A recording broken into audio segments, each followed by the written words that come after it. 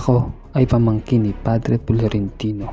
Ako rin ang paboritong mag-aaral ni Padre Fernandez na siyang tanging prailing aking hinahangaan. Ako rin ay isang estudyante at makatang sumusuporta sa hangarin na magkaroon ng sariling akademya para sa wikang Kastila ang Pilipinas. At ako rin ang kasintahan ni Paulita Gomez, ngunit higit sa lahat ay isa lamang akong karaniwan Indio. Ako si Sagani.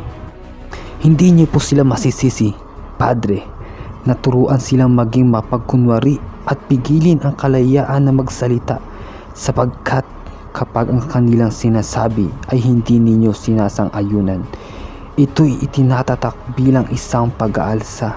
Ano dapat gawin? Tuparin ninyo ang mga sinumpaan, ipagpamanhin ninyo. Ngunit hinahadlangan ninyo ang pag-aaral ng mga estudyante at di ninyo tinuturo ang mga nararapat. Hindi, Padre. Tinatalakay ko pa rin ang mga sularin ng mga mag-aaral. Ang paghadlang ng mga praile sa aming pagkatuto ay sanhi ng aming kawalan ng kasiyahan.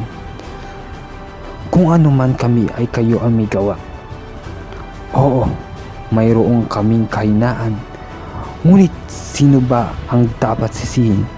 Kayo na nagturo sa amin o kami na sumunod sa inyo?